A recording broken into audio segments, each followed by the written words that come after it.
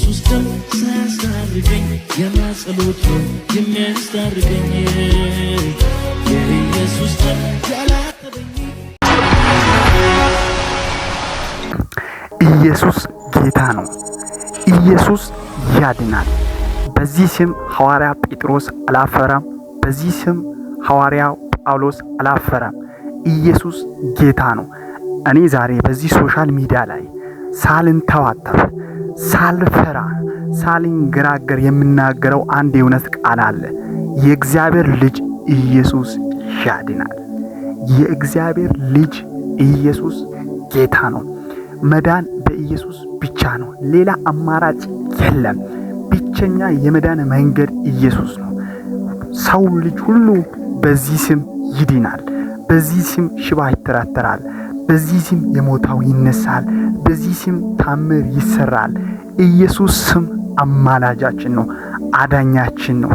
ኢየሱስ ደም ሳያስታርቀኝ የማጸሎት ነው የሚያስታርቀኝ የኢየሱስ ደም ያላጠበኝ የማጸሎት ነው የሚያጠበኝ የኢየሱስ ደም። ኤፌሶን ምዕራፍ 2 ቁጥር 8 ያለበት ቦታ እንመለከታለን። እምነት ምንድን ነው? በክርስቶስ አምነው መዳን ምንድን ነው? እስቲ አንዳንድ ጊዜ እግዚአብሔርን ቃል እንማራለን። እንዲህ ይላል መጽሐፍ ቅዱስ፣ ጸጋው በእምነት አድናችኋልና ይህም የእግዚአብሔር ስጦታ ነው እንጂ ከእናንተ አይደለም፣ ማንም እንዳይመካ ከስራ አይደለም። ቅድም እንደተመለከትነው አንድ ሰው ክርስቶስን አምኖ ከዳነ በኋላ ዋናው ነገር ምንድን ነው? ስለዚህ ጸጋው በምንድን ነው የሚያድነው? በእምነት ነው። ጸጋው እምነት ማን ነው? ጸጋው ማን ነው? ሶን ኦፍ ጋድ ነው። ጸጋው ማን ነው? ኢየሱስ ክርስቶስ ነው። ጸጋው በእንትና የሚመጣ ጸጋ አይደለም። በሌሎች ሰው የሚለው ኢንተርቬንሽን እያለ በተለያዩ አማራጮች የሚዘረዝር አይደለም። ጸጋው ማን ነው ካላችሁ ራሱ ኢየሱስ ነው። ስለዚህ ያን ጸጋ በምንድን ነው እኛ ያደነነው? በክርስቶስ ኢየሱስ ነው። ስለዚህ ማንም እንዳይመካ ከራሱ ጽድቅ ስላልሆነ ከስራም አይደለም። እኛ በስራችን ስላልዳናን ምንድነው ጸጋ ነው። ይሄ በጸጋ ነው የዳነነው። ለአይሁዶች 600 ሕግጋቶች አሉ። 600 በላይ ምንድነው ምን አለ ካላችሁ ወጎች አሉ። ያ ወግ ምንድነው? አያድንም። የሚያድነው ምንድነው? ጸጋ ነው። ጸጋ ማን ነው? ኢየሱስ ክርስቶስ ነው። ክብር ለጌታ ይሁን።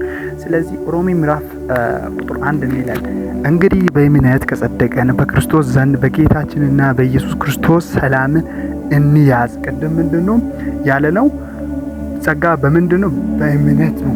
ሐዋርያ ጳውሎስ እዚህ ጋር ሲናገር አሁንም ተከታትለን ስንመለከት ምንድነው? እንግዲህ በእምነት በምንድነው የጸደቅነው? በክርስቶስ ኢየሱስ ነው። አንድ ሰው በራሱ ስራ ሊጸድቅ አይችልም። ስለዚህ መዳን በምንድነው? በኢየሱስ ክርስቶስ አምኖ እንደሚድን ነው እዚህ ጋር የሚመለከተው ማለት ነው። ክብር ለጌታ ይሁን። ስለዚህ አንደኛ ዮሐንስ ምዕራፍ 5 ቁጥር 4 እንዲህ ይላል፣ ከእግዚአብሔር የተወለደ ሁሉ ዓለምን ያሸንፋልና ዓለምንም የሚያሸንፈው እምነታችን ነው። ክብር ለጌታ ይሁን። ከማን የተወለደ ነው? ጂሰስ ክራይስት፣ ከኢየሱስ ክርስቶስ የተወለደ በምንድን ነው? በምንድን ነው ዓለምን የሚያሸንፈው? በእምነት ነው። እዚህ ጋር ቅድም እንደተመለከትነው በምንድን ነው? በእምነት ነው።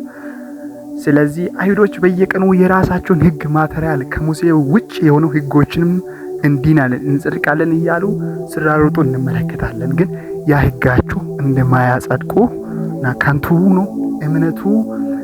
ያ እምነት ክርስቶስ ሆኖ በጸጋ ሰው እንደሚድን እዚህ ጋር እንመለከታለን። እዚህም በመላው ዓለም ሆናችሁ የምትከታተሉ ማለት ነው። እንደገና ስለ ዮሐንስ ወንጌል ምዕራፍ 20 ቁጥር 31 ስንመለከት እንዲህ ይላል፣ ነገር ግን የሰማችሁን እዚህም አላችሁ፣ ነገር ግን ኢየሱስ ክርስቶስ የእግዚአብሔር ልጅ እንደሆነ ታምኑ ዘንድ አምናችሁ በስሙ ሕይወት ይኑላችሁ ዘንድ ይህ ተጽፏልና።